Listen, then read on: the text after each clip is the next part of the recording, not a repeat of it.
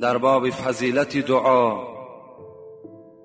از نام پیغمبری خدا می‌فرماید: قال رسول الله صلی الله علیه و سلم: ان الدعاء ينفع مما نزل و مما لم ينزل فعليكم عباد الله بالدعاء. رواه ترمذی. پیغمبر خدا فرمودند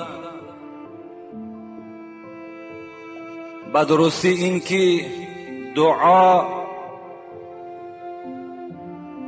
برطرف کننده هست، دور کننده هست آن بلاهای را که، آن مصیبت و مشکلات را که به سر شما آمده نیست. و دعا برطرف کننده هست آن مهمات و آن حادثه که شما در او گرفتار هستید. فعلیکم عباد الله بالدعا.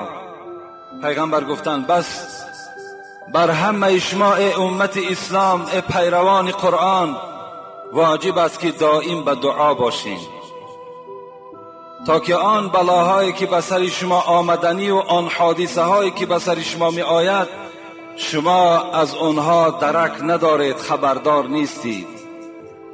پیش از آنه که به سر شما این بلاها نآید شما دعا کنید تا که خداوند اون حادثه ها را از بالای سر شما دور کند.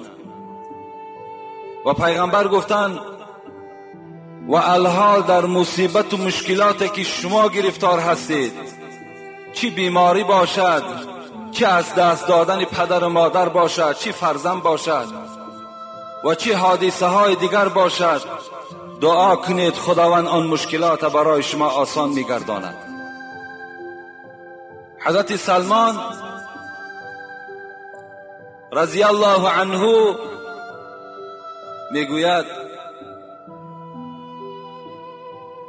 ان ربکم حی کریم یستحی من عبده اذا رفع یدیه ان یردهما صفرا. رواه ترمذی. پیغمبر خدا گفتند خدای شما زنده هست، خدای شما هرگز نمی میرد، کریم است، سخی است. با این اقتدار و با این بزرگی که خداوند شما دارد، پیغمبر خدا گفتند یستحی من عبدی، همان ذات از این مخلوق خود شرم میکرده است. با چی شرم میکرده است؟ اذا رفع یدیه ان یردهما صفرا. خدا میگوید من شرم دارم که این بنده نالایق، این بنده که سر تا پا گناهگار است، به سوی درگاه من دست بردارد و من دست این را صفر یعنی خالی بر بگردانم. کرم بین لطفی خداوندگار، گناه بنده کرده است او شرمسار. پروردگارا به حرمت این فضیلت دعا، به حرمت این خبرهای پیغمبر که دور کننده همه مشکلات بنده این دعا هست، ما هم دستی به دعا می برداریم و دعا میکنیم که اللهم انا نسألك عیشة نقیة و میتة سویة و مردا غیر مخزی ولا فاضح. ای پروردگار مهربان، این حیاتی که برای ما مقرر کردی، شاید 60 سال باشد، شاید 70 سال باشد، خدایا این زندگی ما را حلال و پاکیزه بگردان و برای حلال زندگی کردن خدای مهربان برای این قوم ما همه شرایط را مهیا بگردان. و خدایا خود فرموده کل نفس ذائقة الموت، بجز ذات من همه شما مرنده هستین ای خدای مهربان، وقتی ما از این دنیا میگذریم، اللهم اعین علی سکرات الموت و غمرات الموت، خدایا سختی جان کندن را، مشقت جان کندن را برای ما، برای این قوم ما خدایا آسان بگردان و خدایا ما را به سوی خودت خجالت رهسپار مگردان، ما را در محشرگاهت خدایا شرمنده مگردان، خدایا ما را با ایمان سفر کردن در موفق بگردان. آرزوها و مرادها و مطلوبهای نیکی که در دل این بندگان تو هستند خدای مهربان برآورده بگردان. در این قوم ما شخصانی بودند که نماز می‌خواندند، الحال در عالم ارواح هستند و امید دعا و فاتحه این قوم ما را دارند. خدایا ارواحای ما را، روحشان را شاد، قبرهاشان را پرنور بگردان. بیماری ها هست، بیماری های مسلمان های ما را، علال خصوص در اینجا یک بابای حاجی الحال مراجعت کردند، بابای حاجی سلیمان. خدایا شفای کامل و شفای عاجل نصیب و روزی بگردان. و صلی الله تعالی علی خیر خلق محمد و علی آله و اصحابه اجمعین برحمتک یا ارحم الراحمین. امروزها هوا گرم است، به همه ما و شما معلوم است. میخواهم که پیش از هر یک نماز شما سنت پیغمبر ادا کنین، زیرا در شستن بدنهایتان شما چنان مکافات میگیرین که از دست هیچ مخلوق نمی آید. این مغفرت گناه است.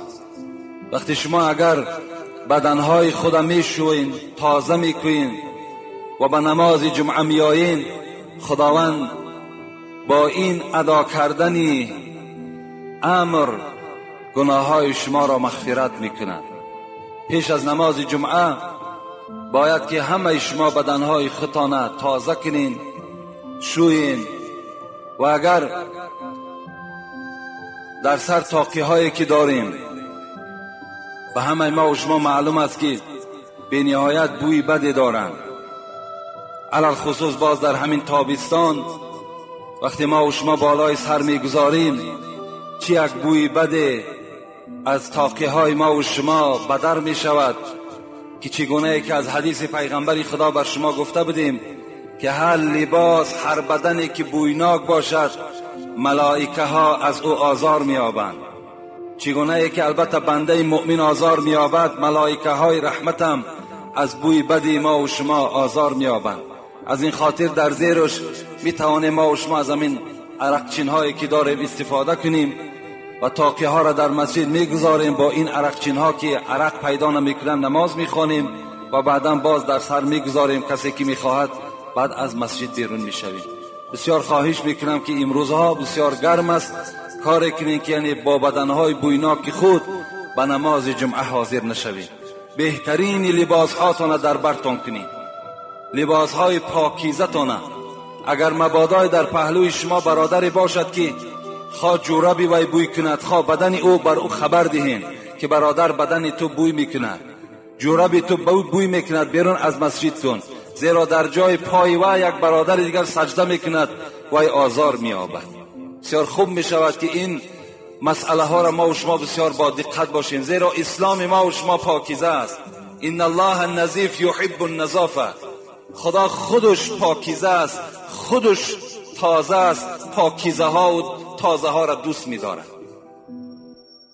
امروز چگونه ای که بر شما وعده کردیم که خیلی سوال های زیاد نزد من منتظر جواب هستند و یک قسمت اونها باز در خانه باقی ماند، یک قسمت دیگرش که الحال در این یک ساعت جواب میگوییم. از همه شما خواهش میکنم که خیلی با دقتانه به این سوالهای دادگی برادرهای ما و شما با دقت باشین، انشاءالله ثواب جزیلی میگیریم.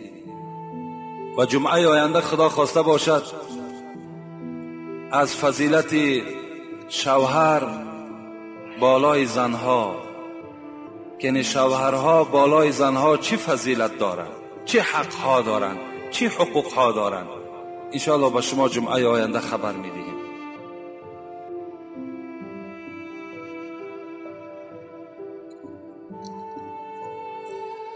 داملای عزیز و داملای عزیز، اول و آخر از خدای واجب الوجود و بعدا از جمیع مسلمانان خواهانم که در حق فرزندان همه و در حق فرزندان من انشاءالله دعای خیر کنید. خدا از شما راضی باشد. فرزندان در غریبی خدمت و تحصیل کرده ایستاده اند، دریغ نداره. در حق من هم دعا کنید. شاد باش بنده نیک. یعنی ما دائم دعا میکنیم و باز دعا میکنیم که خدای مهربان اون فرزندهایی که از این دیار ما و شما بیرون از وطن ما و شما قرار دارند، چی برای تحصیل رفته باشند، چی برای به دست آوردن مال، برای بهبود کردن زندگی هشان، خدای مهربان سفرهاشون به خیر بگردانی و با مرادهای حاصل شده خدای به خاندان پس بگردانی. آمین یا رب العالمین.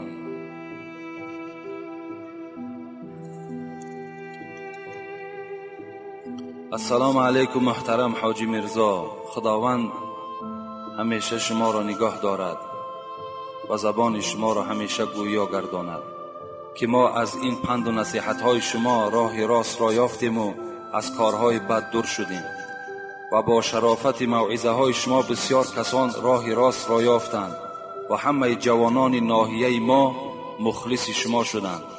همیشه ثبت های کسیتوی شما را انتظارند و از شما خواهش التماس نمودند که همین شعر نویسنده را از زبان شکرین شما شنویم. التماس همین کسیت را ما بررسی میبریم و یک گروه مخلصان شما از ناحیه کلخازآباد از مسجد ملا عمر. اینجا یک شعر این برادر ملا عمر یعنی کتابت کردن از ناحیه کلخازآباد که این ما بهر شما خوانیم، میلش میخوانیم. هر لقمه که میخوری بگو بسم الله، هر یک نفس فرو بری یا الله، هر کار که میکنی خدا خواهد و گوی، کارت بر رواج میشود انشاء الله. هر کس که بود بنده آزاد خدا، شکرانه کند بداد و ناداد خدا. جز مهر خدا کی بود مهر دیگر، کی یاد کسی کند و جز یاد خدا. رفتن شاهان از پی در یوزدری، بشکست کلاه و قدح و کوزگری. خاری بودا عاقبت عمر عزیز، بی طاعت و بی نماز و بی روزگری. البته این خدا رحمت کرد این برادر ملا عمر، بسیار یک یعنی شعری نیکی که همه از پند نصیحت عبارت هستند. اصلا شعر خواندن در اسلام این هیچ خلل و نقصی ندارد. یعنی شعری که اگر اون مذاق نباشد، شعری که وای دروغ نباشد، وای در اسلام خواندن این شعر هیچ غلطی نیست. برای همین خداوند در هر یک کلمه ای که این برادر ایجاد کردن خدا حسنات در نامه اعمالش کتابت کنه. السلام علیکم داملای عزیز. از شما خواهش دارم در حق پدر من و جمیع گذشتگان و مشکل دارم دعا کنید، در نگهبان خدا باشید. خدای مهربان این پدری که الحال این فرزندی که از جانب پدرش شاید که دعا طلب کرده باشند، خداوند این پدر هر مراد که داشته باشد حاصل بگرداند. اگر گذشته باشد خدا رحمت مغفرتش بگرداند. با این مشکلاتی که این بنده تو دارد خدایا با فضل خودت اون مشکلات آسان بگردانی.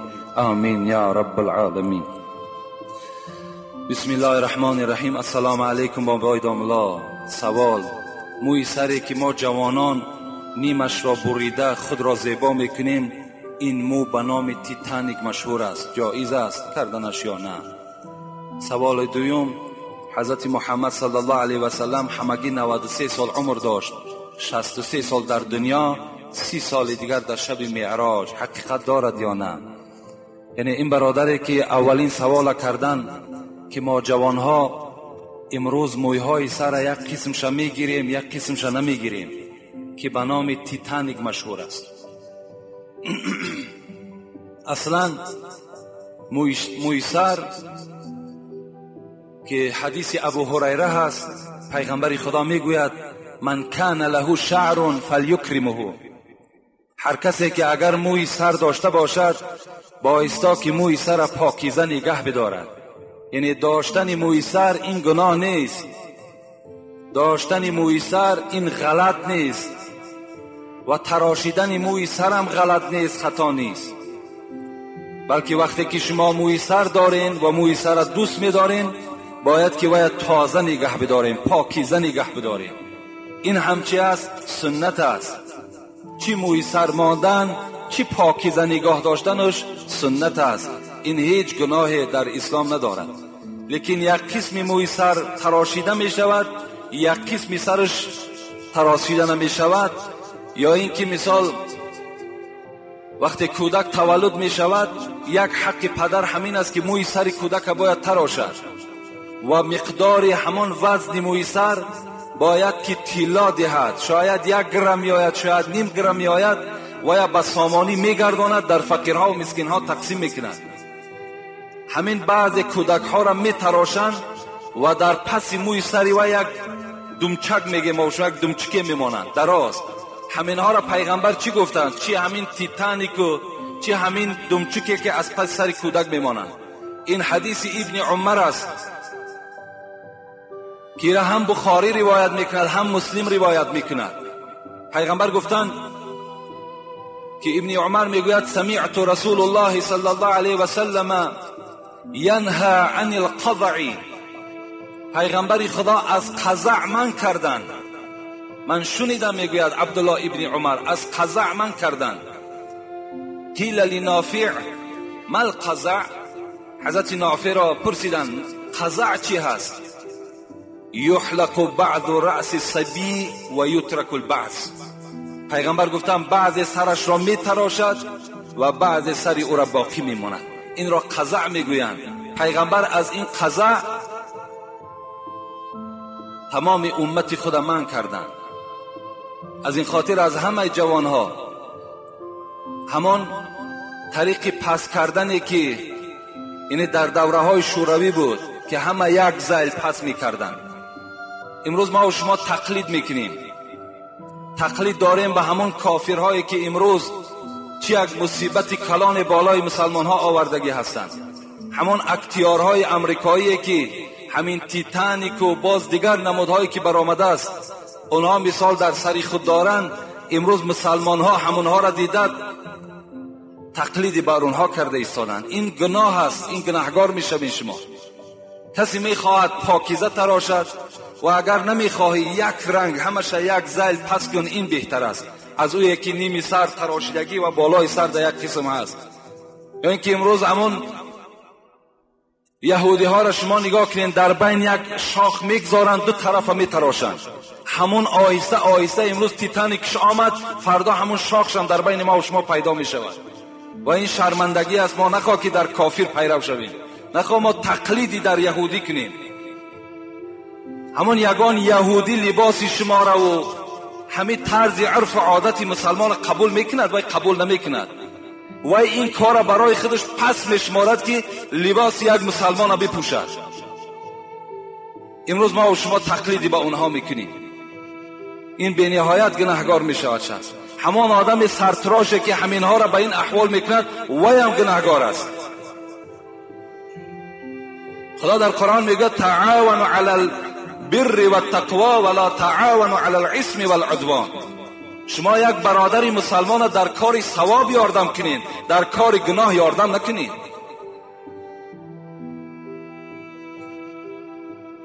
پریک مخر آوردن دخترها ما کمی کرده بود که امروز بچه ها به این احوال زدن.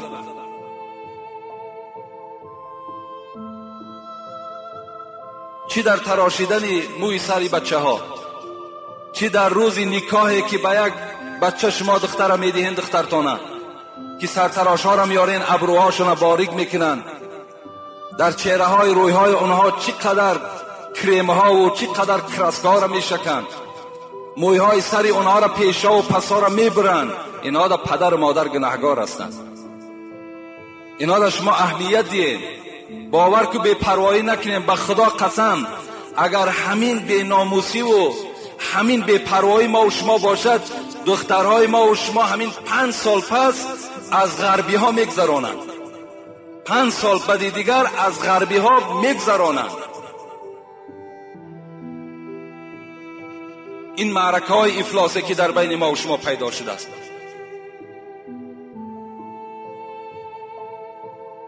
همه این در کلانترها البته گناهگار هستند. اگر پیش راه این کار نگیرن، بے پروایی کنن، غیرت اسلامیشان نشان ندهند، همش گناهگار میشویم.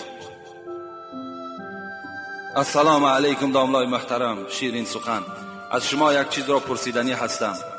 آیا مایه گوساله را خوردن درست است یا نه؟ همین گوشت حلال ماندگی شما همین دنبی هر یک آی قدر گوسفند خدا حلال کرده است، گاو حلال کرده است، مرغ حلال کرده است. این قدر نعمت حلال خدا ماندگی شما یک چیزهای را سوال میکنید. امیر 3 بار شد میپرسد. آی قدر هوس داشته باشی رفته خوردن بگیر، حرام است.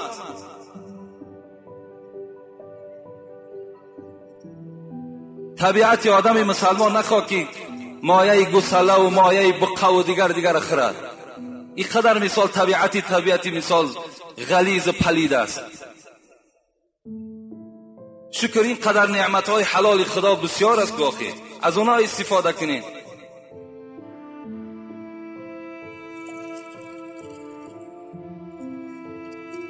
بسم الله الرحمن الرحیم. السلام علیکم داملای عزیز. من از نام خودم عمر و شیرعلی، استقامت کننده کشلاک مهنت آباد خواجگی سفرف ناحیه فرخار، من مخلص اشدی شما هستم. من یک شخصی از هر دو چشم عاجز و از حساب علم و معرفت بی سواد و به سبب گوش کردن فتنه های شما از خیلی مسئله های شرعی آگاه شدم و خواهش آن را دارم که در محفل های مستجاب دعا در حق من دعای کنی برای عفو گناهان و برای مجلای از بصر، یعنی از برای بینا شدن. از سبب زیست و عاجزی چشمها به دیدار شما موفق نشده ایستاده‌ام. اگر امکان باشد از فتنه های در روزهای جمعه ثبت گردیده به من هدیه روان کنید. و السلام علیکم و رحمت الله و برکاته. داملا از شما منتدار بسیار هستم که هر شب در مسجد فتنه های شما را گوش میکنیم. خوش به حالتان. خدای مهربان این پدری که از دو چشم عاجز هستند، خدایا دولت پیری و ایمان کامل نصیب و روزیش بگردان و جمیع مشکلاتهاش خدایا آسان بگردان و تنشد تا دم آخر خدایا صحت و سلامت نگه بدار. آمین یا رب العالمین.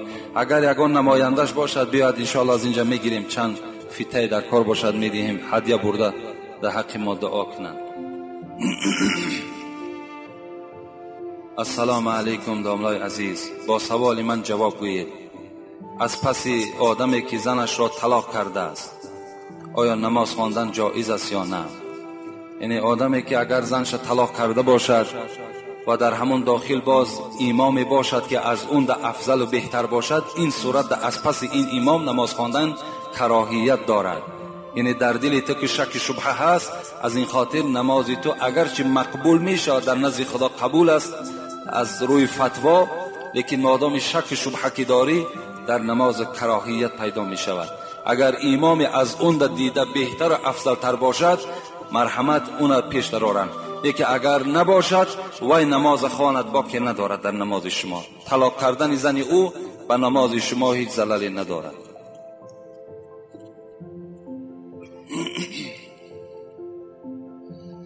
درود و رحمت خدا بر شما باد.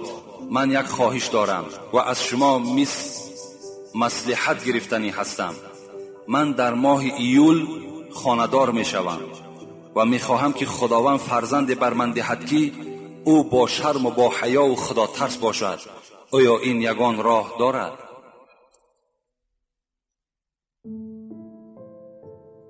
یعنی این برادر میگوید در ماه ایول من خانه‌دار میشوم و از جانب خداوند فقط خواهان آن هستم که یک فرزندی با حیا و فرزندی خدا ترس برای من نصیب گرداند. آیا این یگان راه در اسلام هست؟ در اسلام برای زندگی نیک را، برای یعنی زندگی کردن، بی نهایت برنامه‌های زیاده وجود دارد. از آن جمله من برای این برادر یک حکایه میکنم و از زن خود اگر این معامله را طلب کند ان شاء الله خدا را فرزند خوب میدهد. میگوید در افغانستان یک زمان یک پادشاه بود به نام دوست محمد خان. روز میگوید نوکرای او، خدمتگارهای او به او خبر آوردند که امیر دوست محمد خان بالای بیرون از شهر یک لشکر جمع شده است و میخواهند که با افغانستان هجوم کنند و این ملک ما و شما را تار و مار کنند. چگونه ای که امروز بیچاره مردم مستضعف افغان در زیر ظلم این یهود گرفتار است، باید همه شما وظیفه‌دار هستین که دعا کنین که خدای مهربان این یهود از بالای قوم مسلمان دور بگرداند. اونا هیچ وقت برای نیکبختی این مردم آمدگی نیستند، اونا برای افلاس، برای پلید کردن جامعه اسلامی آمدگی هستند. میگوید یک لشکر بیرون همان افغانستان قرار دارد، میخواهد که ملک تو را، سلطنت تو را همش برهم دهد. این دوست محمد خان غمگین شدند و یک فرزند داشتند. این فرزند را در حال وزیر مدافعه اعلان کرد، یعنی سردار لشکرهایی که در همون ملک خود داشت اعلانش کرد، با چند هزار لشکر سپارش داد که رفته با این لشکری که بیرون شهر قرار دارد با این جنگ کنید، بجنگید تا که اینها وارد افغانستان نشوند. این جوان، این پسر دوست محمد خان با همراهی لشکر بیرون شهر آمدند، با این لشکر بیگانه جنگ را آغاز کردند. از بین هفته گذشت، یک نفر آمد و خبر داد امیر دوست محمد خان لشکری که با سرداری فرزند تو بود در برابر این لشکر شکست خورد و تلفات زیاد شد و فرزند تو از جنگ فرار کرد، پشت گردانید. دوست محمد خان بسیار میگوید غمگین شد. در حال نزد خانمی خود آمد، نزد زنی خود آمد، گفت خانم گفت فرزند ما گفت در این جنگ شکست خورد و از جنگ فرار کرد، گریخت. چی شرمندگی! این خانم چی گفتند؟ گفتند دوست محمد خان این دروغ است، فرزند من از جنگ فرار نکرده است. این پادشاه گفت من برای تو از منبع‌های اعتمادی خبر داده ایستادم، تو در خانه نشسته میگویی دروغ. مرا از بین جنگ آمدن نفر خبر داد که فرزند تو از جنگ راه گریز را انتخاب کرد، لشکر تو شکست خورد، تو باشی میگویی فرزند من نگریخته است. گفت من بر تو گواهی میدهم که فرزند تو از جنگ نگریخته است و پشتم نگردانیده است. پادشاه به دل خود میگوید، گفت که خیلی زن از در خانه است، برای تسلای دل خود اینا میگوید که غمگین نشود. از بین میگه 2 روز گذشت، شاید 3 روز گذشت، باز خبر آمد دوست محمد خان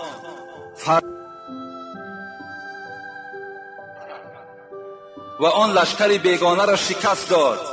الحال این زمان یا زمان دیگر نزد تو فرزند تو حاضر می شود. دوست محمد خان چی خرسندی او را فرا گرفت، دوان نزد خانم خودش آمد. گفت خانم گفت فرزند ما در این جنگ غلبه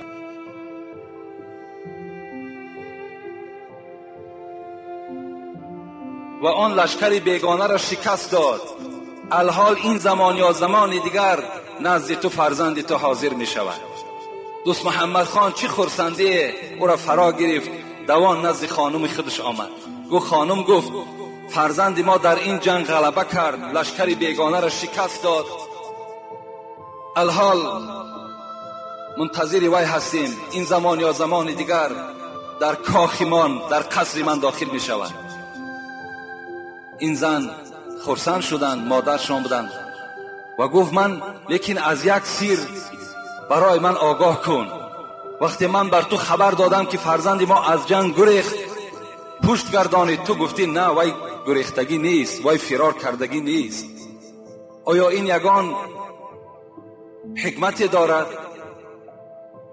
این زن یا برای تو گفت یگان الهام آمده است، یگان خواب دیدی؟ گفت نه، گفت الهام برای اولیاها هست، من زن پادشاه هستم، از کجا بر من الهام می آید؟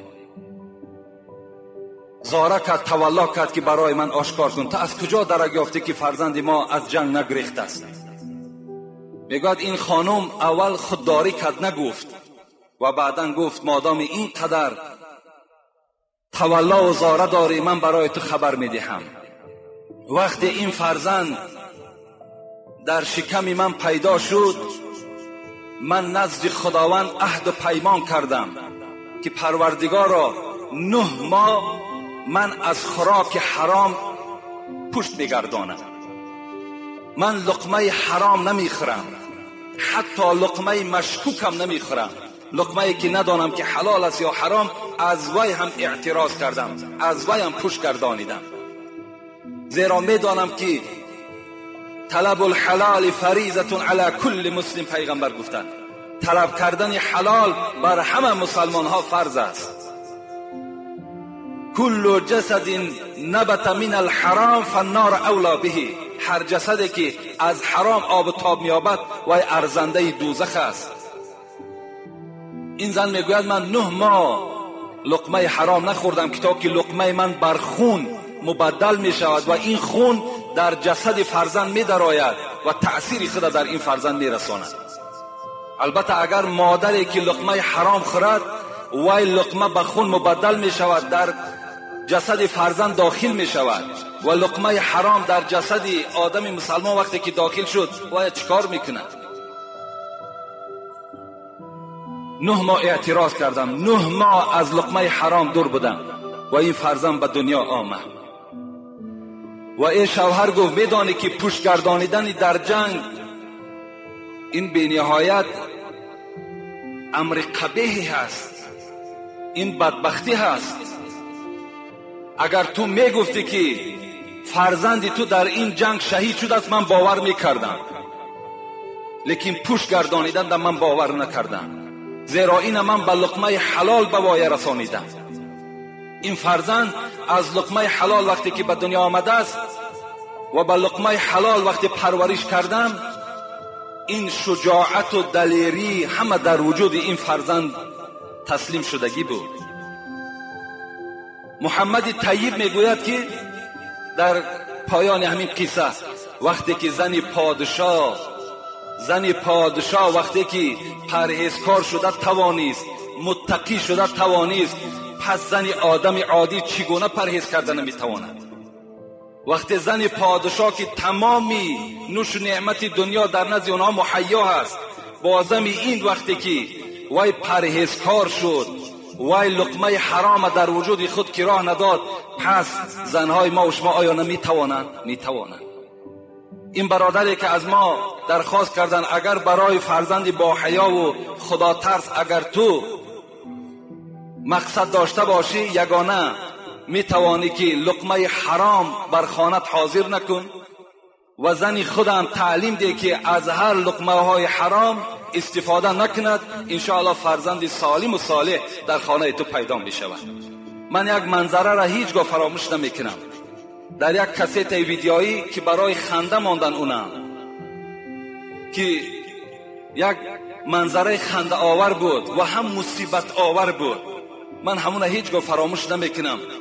وقتی زنی را دیدم حامله‌دار بود، در همون کسیت حامله‌دار بود و همان شکمش آشکارا نمایان بود.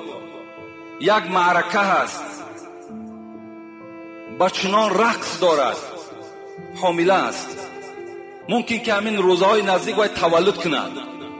لیکن به نهایت همون معرکه رقص همون آباد گرفته است، رقص دارد. وقتی زنی که در حالت حامله با این عملهای درشت ناخوب وقتی دست میزند، فرزند او چگونه فرزند میشود؟ اگر وای دختر تولد کند چی بچه تولد میشه؟ خودش یک رقاصه است، این چی دیگر؟ وای دیگر یگان فایده نه در اسلام و نه در جامعه نمیاره.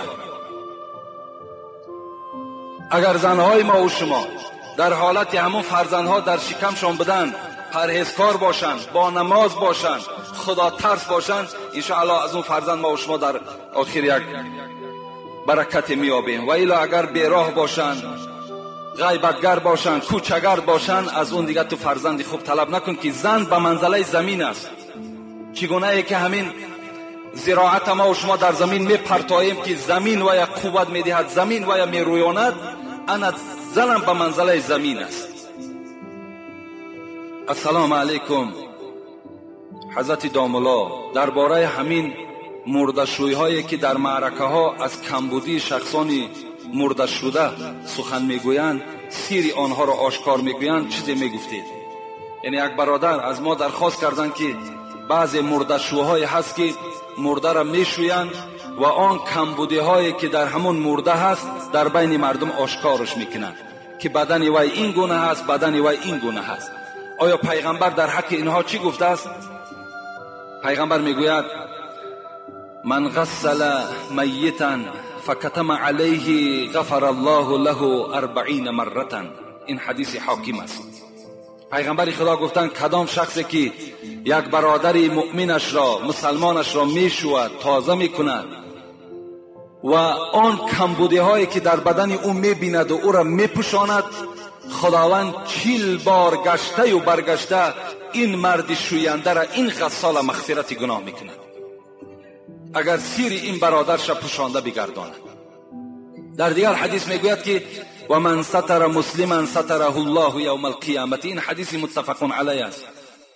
کسی که عیب یک برادر، کمبودی یک برادرش ستر میکند، خداوند کمبودی های این مرد در روز قیامت میپوشاند، در بین محشرگاه شرمندش میکند. هست در اصل مرده‌شویی های هستند که در بین مردم تمام کمبودی هایی که اون برادر دارد و ای را خبر میدهند. اولا برادرای عزیز، ما و شما باید دائم تیار باشیم. چگونه پیغمبر میگوید استعید للموت قبل نزول الموت. پیش از آنی که مرگ بالای شما میآید شما دائم آماده مرگ باشین. یعنی دائم کاری کنید که در بدنهای شما هیچ کمبودی نباشد، تا که بعضی از این برادرای ما و شما سیری ما و شما را آشکار نکنند و ما و شما را در هم عالم ارواح هم چکار نکنند، دقت ندهند، غم ندهند. مکن غیبت اگر عقلت تمام است. سعدی میگوید این غیبت است. مکن غیبت اگر عقلت تمام است که گفتار تو در غیبت حرام است. اگر عیبی تو گردد بر تو ظاهر، به عیبی کس کجا پرداز آخر.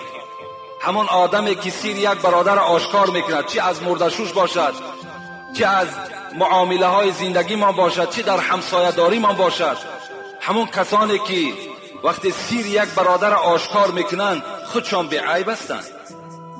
وقتی اونها را سعدی میگوید خودت نظر کن، تو سر به سر تو عیب داری، نقص داری، کمبودی داری، پس عیب یک برادر تا کجا میکاوی؟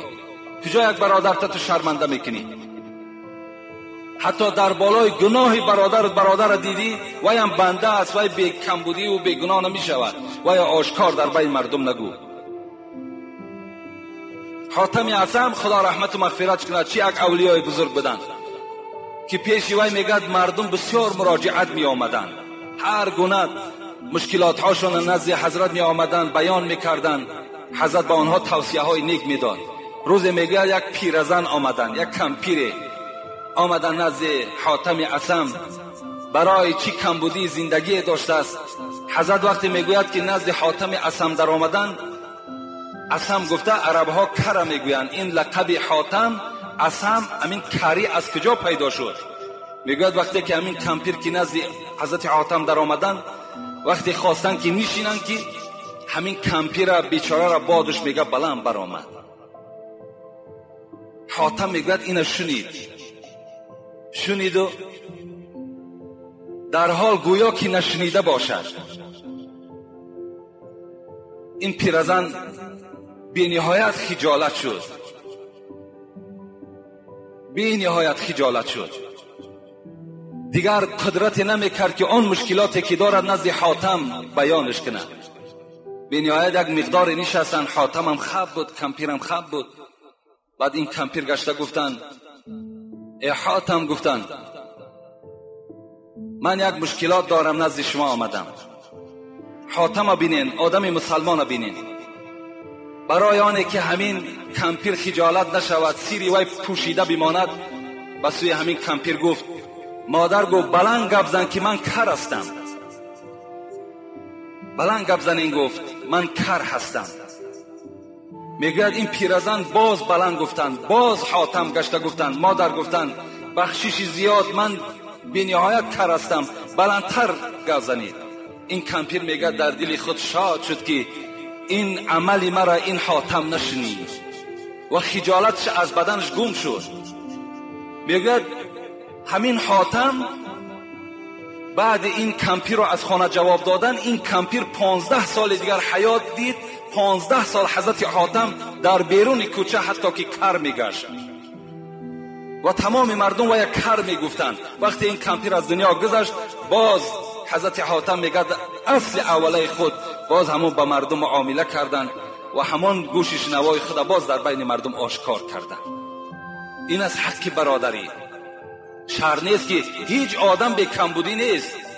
یگانه به نقص و به کمبودی همون ذات پاک است. همه شما گناهکار هستید. باور کنین اولادهاتون اگر ورق زنن چی کمبودی ها در اولادهای شما هست.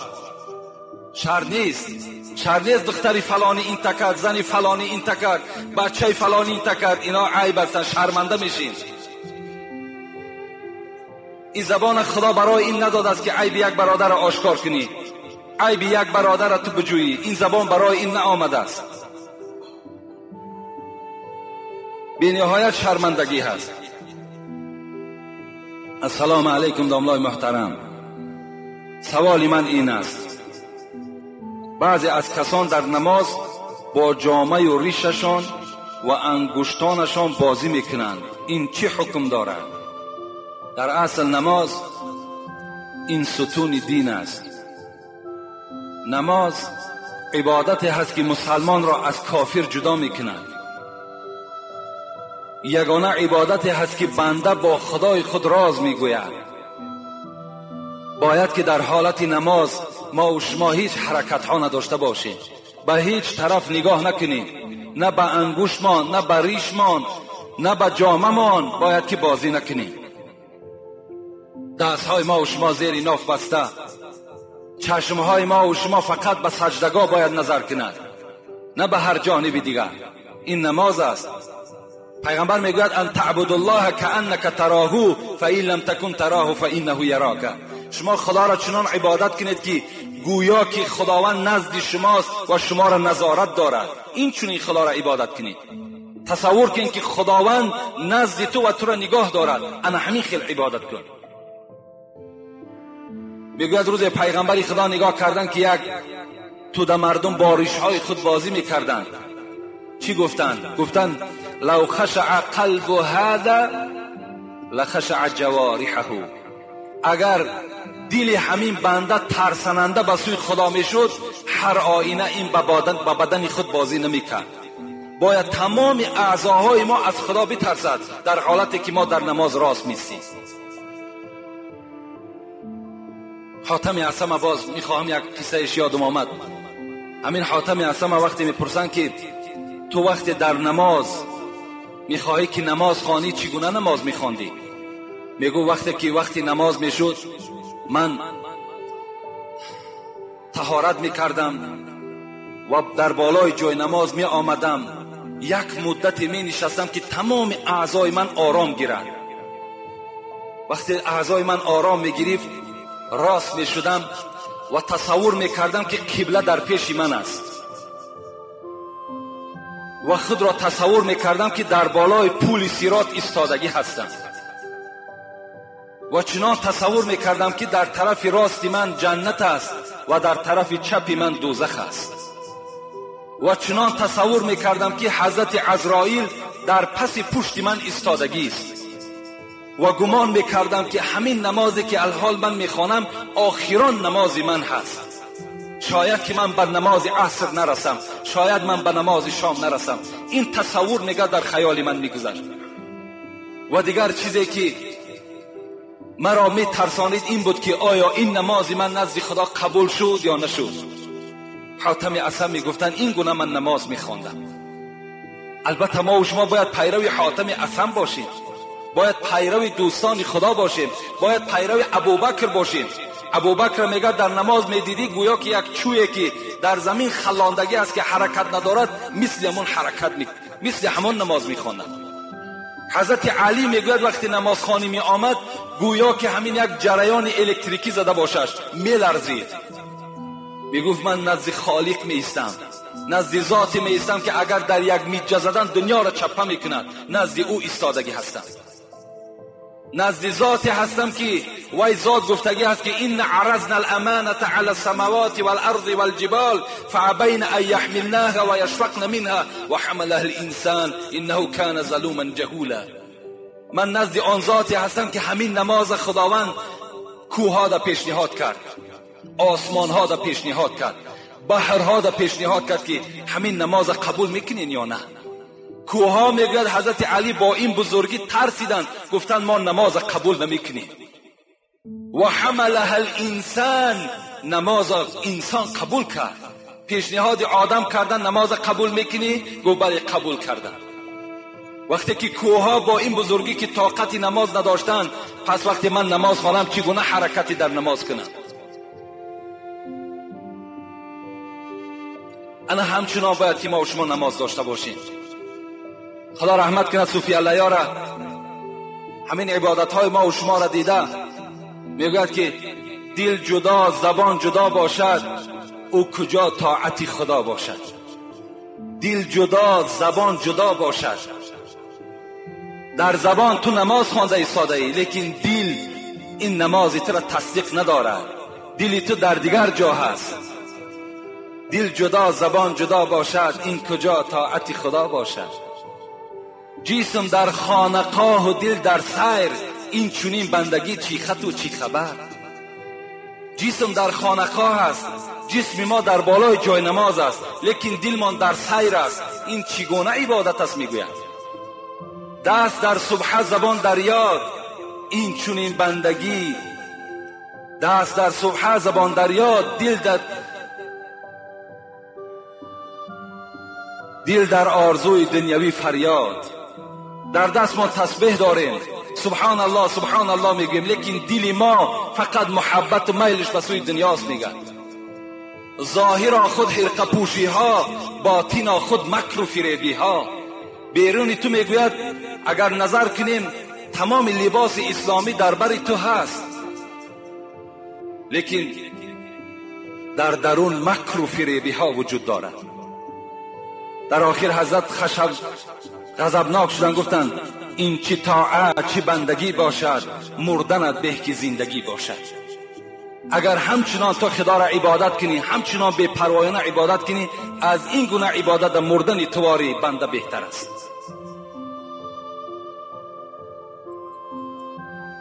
السلام علیکم اکی داملا. در قبرستان ها بالای قبرها عمارت ها شده ایستاده است. آیا این درست است یا نه؟ در اصل امروز باز چه یک بدعت، چه یک بدبختی بالای ما و شما آمده است که بالای قبرها را چه بناهای زیبایی می سازیم، حالان که رسول اکرم نهی فرمودند ان یقعد علی القبر و یقصص ان یبنى علیه. پیغمبر خدا میگوید که من نهی میکنم، شما را باز میدارم اینکه در بالای قبر ننشینید. یعنی وقتی شما قبرستان رفتین بالای قبر یک برادر ننشینید. و دوم اینکه در بالاهای قبر شما عمارت بنا نکنید. در حدیث دیگر میگوید پیغمبر نه عن ان یکتب علی القبر شیء، شما را من میکنم که در بالای قبر چیزی ننویسانید، مکتوب نکنید. اینها نهی از پیغمبر ما و شماست. قبرهای ما و شما باید عادی باشند. بالای قبرها به نهایت خوب می شود که شما یک درخت شینانید و یا آب دهید تا وقتی که وی سبز است. وی در حق مرده های شما اگر بعضی بچه های داشته باشند که تبارک خان نباشند، یاسین خان نباشند، از همین خیل فرزند همون درخت بهتر است که در حق هم پدر مادر وی تسبیح میگویند. این عمارت ها را بالای قبرها نکنید. بعضی ها باور کن وقتی در قبرستان جای عبرت است و جای شهر نیست. باید انسان عبرت گیرد که امروز برادر من آمد، فردا من اینجا چکار میکنم، مکان میگیرم. بالای و اسراف است. اسراف در مسئله ها میگوید که اگر قبرکن ببینین اسلام است، مبادایی که اگر در وقتی گراندن مرده خواه کرته خوده، خواه ساعتی خوده، خواه بیلی خوده، یعنی چیزی از اشیای دنیایی که با وی آدم محتاج است اگر فراموش کند، در اسلام کندن قبر دوباره اجازت نیست. لیکن برای آنه که یعنی اشیایی که مردم به او احتیاج دارد وی در اونجا پوسیده و ویران نشود، دوباره کندن قبر اجازت است تا که وی در داخل همین قبر اسراف نشود و ویران نشود. بین در قبر حتی در لحد خیشت پخته را ماندن مکروه است میگوید. برای به خیشت پخته مردم زنده احتیاج دارد. یا تخته نگذارید میگد، فقط همان توده خاک لایه که هست با همونها شما دهان لحد محکم کنید تا که همون اشیای مالی که ما با او احتیاج داریم در داخل قبر اونها اسراف نشود، نابود نشود. به نهایت خوب می شود همون پولی که شما در بالای قبر صرف میکنید فقیرها و مسکینها را دین در حق پدر مادرتون دعا کنید. صوفی حضرت مولوی جنونی میگوید اگر گورت همه نقش و نگار است، اگر در بالای گور قصر کنی، گنبدها بریمانی، فانتنها کنی، اگر گورت همه نقش و نگار است، چی سود پور در لحد گر اژدهار است؟ چی فایده دارد وقتی داخل قبر اژدهار داشته باشد؟ بیرون قبر فسان نکنین، بزیب نکنین، داخل قبر زیبا کنین. کاری کنین که در دنیا شما عملهای بهتری نکنین، این نقش نگار داخله افضل تر است. حضرت میگن مشو در مذهب ظاهر پرستان، با باطین کوش بشنو پند مستان. ظاهر پرست نشو، فقط باطینم میگه پاکیزه کن، داخل زیبا کن.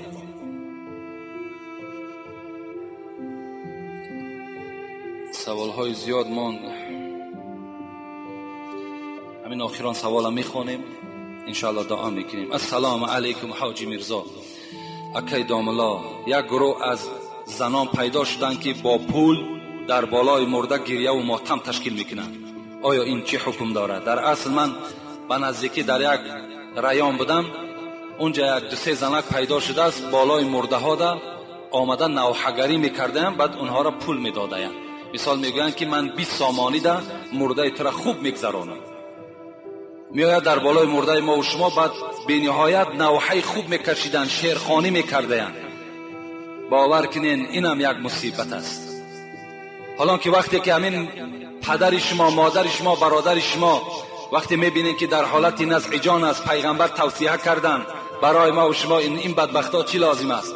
سخن پیغمبر پیش است، میگه لکنوا موتاکم لا اله الا الله. وقتی اونها را شما در حالت خیلی اضطراب میبینید، حالتی که الحال جان وی دنیا را پدرود میکند، فقط در نزد او لا اله الا الله، لا اله الا الله گویید. فقط این در نزد مرده هاتان خوانید. وقتی وی از دنیا گذشت، من چند حدیث بهر شما میخوانم. پیغمبر گفتند من کان آخر کلامه لا اله الا الله دخل الجنه.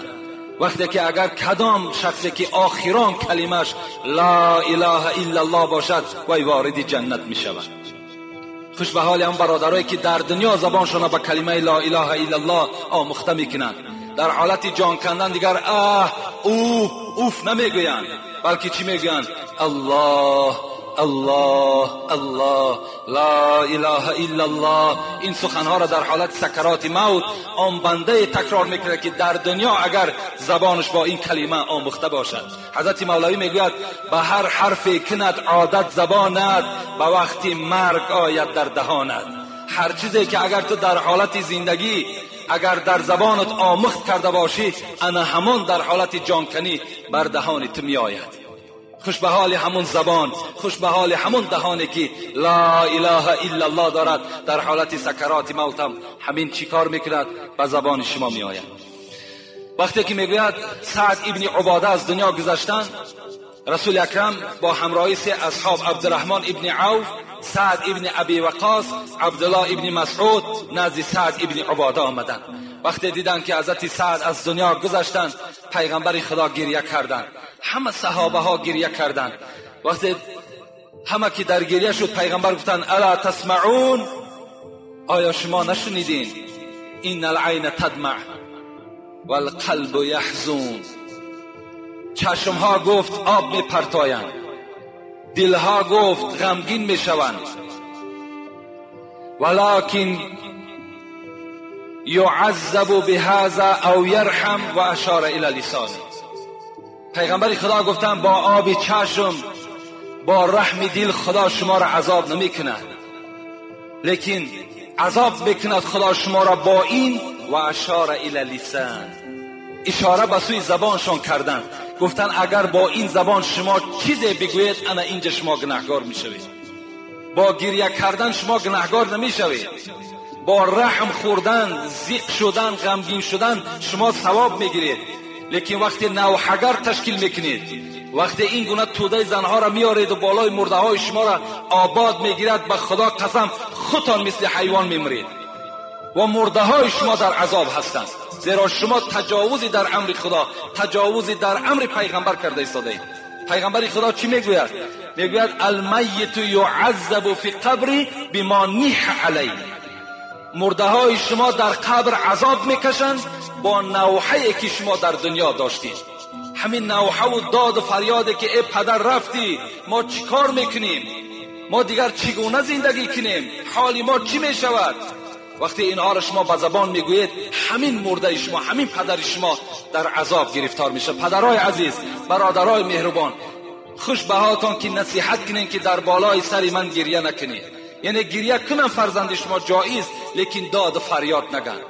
زیرا که ای فرزند من نصیحت کنید، از من دیده بهترها گذشتند، از من دیده عزیزان خدا گذشتند، من کی هستم؟ و خدا را امرش از کل نفس ذائقة الموت، همه شما مرنده هستید، از مرگ کسی گریز ندارد. لیس منا من ضرب الخدود و شق الجیوب و دعا بدعوى الجاهلیه. پیغمبر گفت اصلا امتی من نیست کسی که در حالت مرده چهرش میخراشد، پیشی برش میکند و دعا بدعوى الجاهلیه، داد فریاد میزند، مثل که پیش از اسلام برای مرده هاشون گریه میکردن. اینها گفت از من نیستند، یعنی این نوحگرها امت پیغمبر نیستند. اینها را شما در خانه راه نتین که همه شما گناهگار میشوید. و اگر این چنین زنها باشند، اگر صدای مرا شنوند، من برای اونها یک حدیث آخر تلاوت میکنم که خاص ان همین توده زن هاست. پیغمبر چی میگوید؟ النائحة اذا لم تتب قبل موتها تقام یوم القیامت و علیها سربال من قطران و درع من جریب. اگر نوحگرهایی که از دنیا گذرند و توبه نکنند، روز قیامت خداوند این نوحگرها را راست میکند، در بدن اینها یک لباس سربال من قطران، یعنی همون لباس هایی که مثل بگیم سینتتیک امروزه که تیز در میگیرد، انا همین خیل لباس ها را در دوزخ خدا برای این نوحگرها آماده کرده است. همین لباس در بدنشان میپوشانند و اینها را در دوزخ میپرتایند که با مجرد پرتافتن لباس جسد در حال میسوزد. چه عذاب وزنی دارند اگر توبه نکرده از دنیا گذرند. برای همین جوانای عزیز، این مصیبت ها امروز بالای ما و شما آمده ایستاده است، پیش راه اینها را شما گیرین. این وظیفه هر کدام شما است. وقتی اگر زن شما میگوید که یک چند نوحگر آمده است، اونها را شما در خانه راه ندهید. اگر کسی برای اونها طعام آماده کند، اونها هم در خوردن اونها گناهکار هستند. کسی سم میدهد، در هر سامانش 1000 سال در آتش دوزخ میسوزید. او یک سامان یک بیچاره را در حق پدر مادر دعا کند. نوحه و شیطانی است، دروغ است. چرا نوحه میکند؟ برای پدر مادر فرزند دلش میسوزد. او بیگانه برای چی میسوزد؟ وای پول کار کنی آمده است.